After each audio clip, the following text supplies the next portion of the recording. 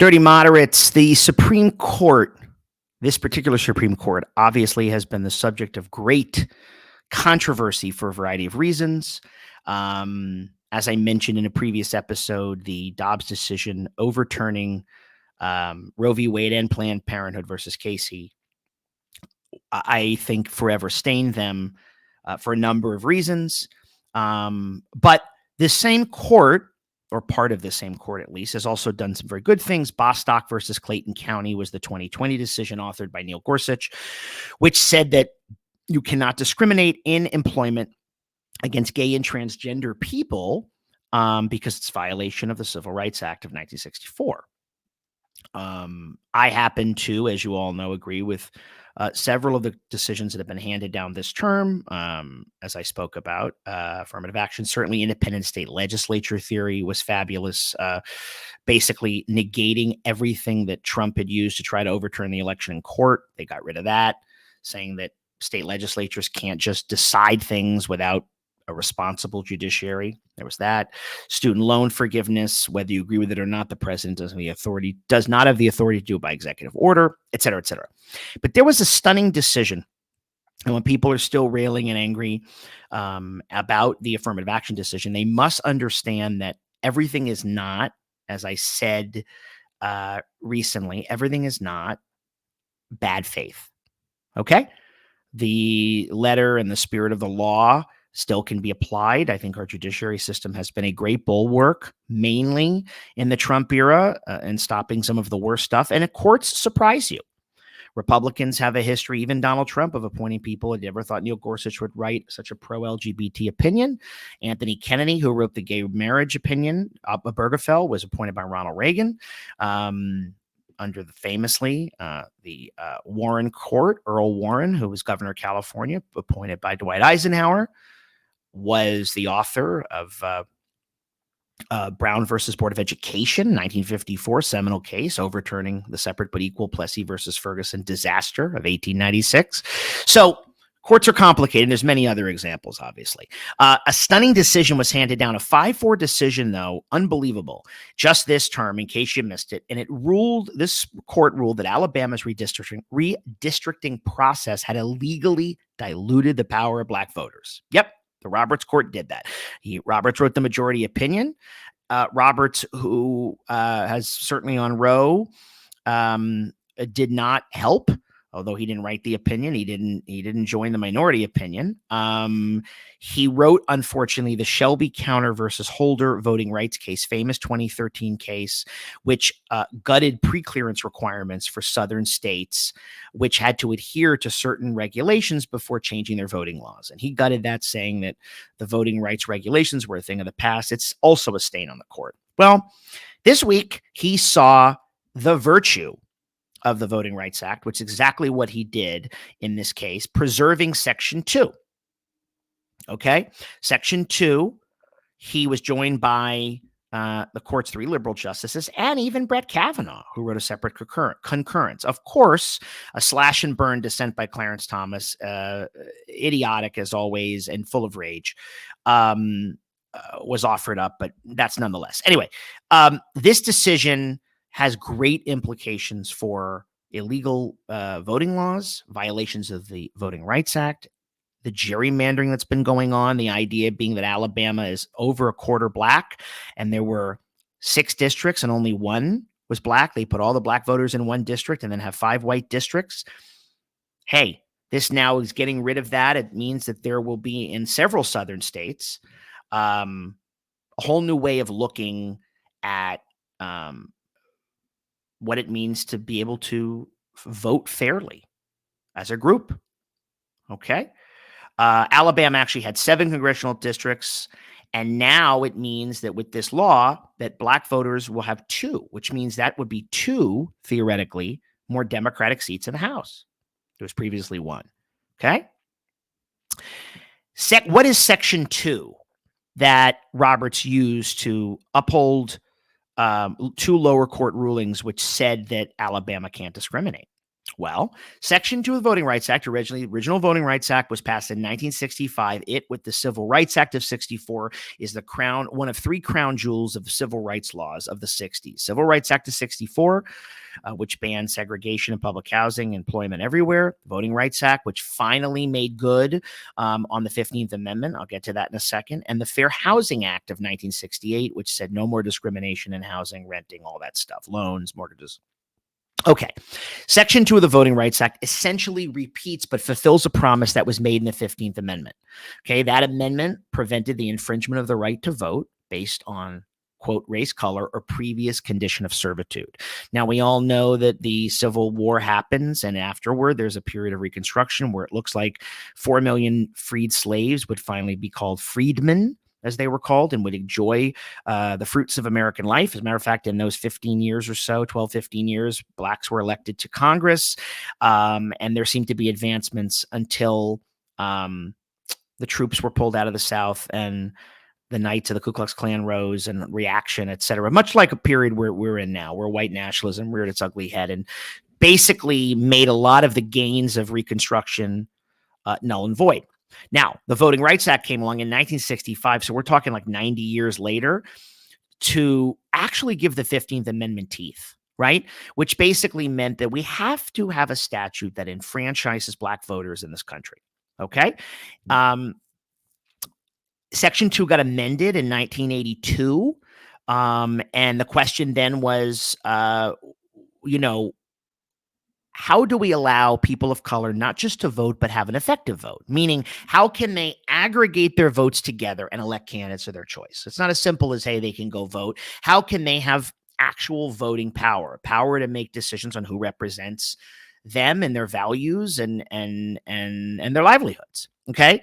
And Section 2 has been consistently applied to redistricting claims at the local, state, and federal level. Okay. And it's been very effective in its history in helping not just black communities, but Latino, Asian, Native American communities be able to vote together to get candidates of their choice. Okay. So it's a very, very, very important civil rights law. Okay. What Alabama was trying to do would have completely undermined the virtues of Section 2 and basically said that Section 2 isn't an anti-discrimination statute. They were basically saying that it shouldn't be applied. It's not constitutional, right? Because they have what's called a race blind baseline, quote unquote. Now, we all know, folks, what that means. That's bullshit. Okay? That's their way of saying, we got to be colorblind, but hey, here are 7 congressional districts and only one is black, and that tells you everything you need to do, right? We've got it. No. What Alabama said was, we don't need to consider race when drawing a district because we're going to come up with a computer program. They do these simulations. I know this all sounds a little complicated, but just stay with me. They run simulations to do a median to say, what would you do if this percentage of people voted and that percentage of people voted and blah, blah, blah. And you don't know how it's sort of like a voting AI in a way. And ultimately when those simulations have been run, it doesn't really uphold Section 2 and the Voting Rights Act, and it doesn't lead to the power of group voting. Roberts says that is also, in this decision, he said, is completely inapplicable to the case of the Voting Rights Act, which is a race-conscious statute. It is trying to prevent racial discrimination. There is no way to talk about the Voting Rights Act in a race-neutral, quote-unquote, or a race-blind baseline. This is where race gets complicated. You saw in the affirmative action decision where, again, right, the same court, Roberts' writing, said you can't use the idea of you can't use equal protection clause in the Civil Rights Act to discriminate in favor of a group. Similarly, in this case, or they're not the same case at all, you can't use, the Voting Rights Act itself specifically designed to enfranchise black voters and subsequently other voters of color. You can't use that as a discriminatory measure or make it somehow or strip it of its underpinnings, of its teeth, right? I mean, you have to live up to the promise of the 13th, 14th, and 15th Amendment. The 15th Amendment, those are the three amendments in the wake of the Civil War. 13th ended slavery, 14th is the equal protection and due process as well. And 15th is essentially was supposed to be voting rights for black men, it should be noticed. Women did not have the right to vote until the 20th century. Okay, but you can't live up to the promise of the Civil War amendments and say we don't want there to be any racial discrimination, but you need to be race conscious on a piece of legislation that is specifically designed to combat racial discrimination. Think about that. You can't do that. I mean, the whole point of the Voting Rights Act and the 15th Amendment were to be race conscious. We have to be race conscious if we are to prevent discrimination when it comes to redistricting and voting in this country. Okay. And yeah, Thomas's dissent is horrible and vicious. Scalia used to do that's full of footnotes and attacking this and attacking that. The horrible thing is when Alabama decided to draw the map, right, where there's 7 congressional districts and there'd only be one black one, and this court allows now there to be 2, thankfully. I don't think they cared if they were violating any of this jurisprudence or Section 2 of the Voting Rights Act. They figured they have 5 votes in the Supreme Court and that would support their interpretation. And the oral arguments, by the way, which I listened to prior, you heard Elena Kagan and Sotomayor say this is such an easy decision. And there were moments where Roberts would say, well, the lower courts, which upheld the idea that the Voting Rights Act applies, okay, and that you can't discriminate on the basis of race in voting. Roberts said, hey, the lower courts kind of did the right thing. All right. And it's in the opinion. And Alabama knew, hey, we've got a court now. We can get rid of this. And we don't like the way this is. We're going to change it. Listen, when people say, how does the Supreme Court roll things back rather than move things forward? When a court becomes ideologically driven enough, and this court is, again, more complicated, but there have been some horrific decisions. So let's be clear. People sue. They say, oh, we now have a sympathetic audience. So Alabama said, oh, well, we now have a court that's absolutely going to do away with the Voting Rights Act. They did away with a portion of it in 2013, Shelby County versus Holder, which I mentioned, right? So that, the state of Alabama said, wow, we're going to have a sympathetic audience. When they got rid of what was called preclearance. It doesn't apply to the South anymore. You might have been bad in the past. You're not anymore. Man, you don't need it. Right after they did that, several Southern states just went ahead and passed all these voter ID and restrictive voting laws, et cetera, et cetera, et cetera. Anyway, Congress itself and then President Reagan updated the Voting Rights Act in 1982. So Alabama failed. Guess what? There are cases pending in Louisiana and Mississippi similarly. Guess what? This is now the law of the land. There will be greater representation for black voters as a result of this decision. I mean, I think it means we're going to see changes in the district maps for state houses and congressional lines in a number of southern states, maybe even some outside the South. And this happens, by the way, now. It happens before the 2024 election. The Republicans have, I think it's a 5-seat majority in the House. Well, there's already 4 seats here. There could be 2 in Louisiana, 2 in Alabama. That's 4 right there. Does not even counting all the districts that are purple that will make Republicans who won in 2020 and 2022 vulnerable next year. So now, because there were lower courts that already had ruled that Alabama was in violation, they were still awaiting the Supreme Court's decision. And now that Section 2 under the Voting Rights Act applies in the way they ruled, they can go ahead and make those decisions. Not going to take a long time. Okay? Now, it's important to note that last year in a 5-4 decision, the Supreme Court let the maps in Alabama and others stand. They didn't want to rule too close to the 2022 election. Kavanaugh wrote the majority opinion on that. He did write and join the majority opinion on this. Turns out that you really shouldn't change, the court felt, the rules of elections with very close to it. So within like 4 or 5 or 6 months, it's called the Purcell principle. And essentially, the court said, look, we're not going to do anything now on this. We're too close to the congressional elections, and we were just not going to tip the scales. Frustrating and arguably wrong. I don't know. But they fixed it. And there are now at least greater amount of voting power for Black voters, especially in a state where they have larger numbers and have been underrepresented.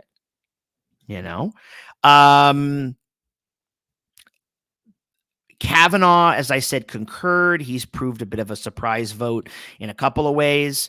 Justice Thomas, I mean, he doesn't even believe the Voting Rights Act applies to any redistricting. He hasn't thought that since the 1990s. He went into great detail about racial classification and affirmative action, all these things, and he just went on and on. It was puzzling. It seemed, as I said, almost unfocused and slashing and ridiculous. But, to say the Voting Rights Act doesn't apply to redistricting, it's this race blind thing that doesn't exist. The legislation was not created in a vacuum, folks. It was created at the height of a time when the American people, and commensurate with the Constitution, said Jim Crow's got to go. It was conceived and born of that. There was a reason it was there. So, again, this may apply to other states as well. We'll see. I mean, it will, but, we'll see what other states have redistricting imbalances that need to be corrected.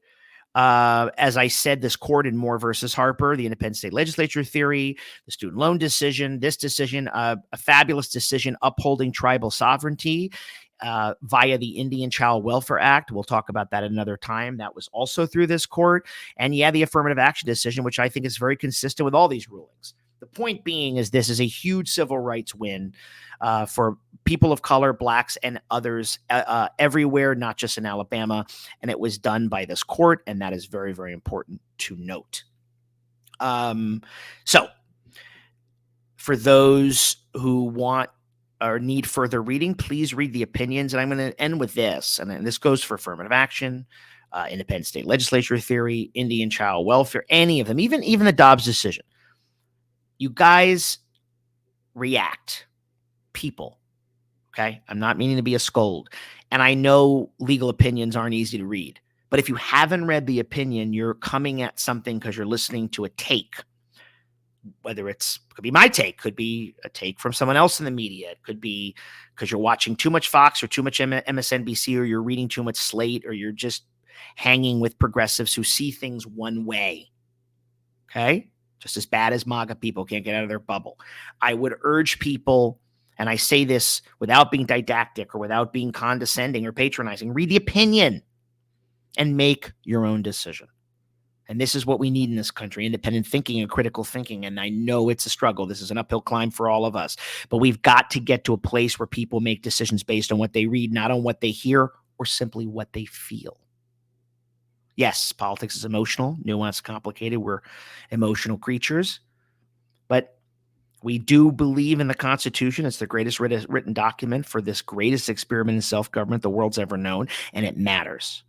If it doesn't matter, then it's not worth the parchment that those words are on. Folks, thank you for joining me. Make sure and catch me on TikTok at Dirty Moderate Nation. And if you're listening to this podcast and you haven't subscribed, do it now. It's everywhere you get your podcast. Big stuff coming up here from us very soon. And in the meantime, here's to a big win for people everywhere, people of color and the American people, in the name of justice and civil rights. Okay, folks, stay dirty, stay moderate, and stay safe.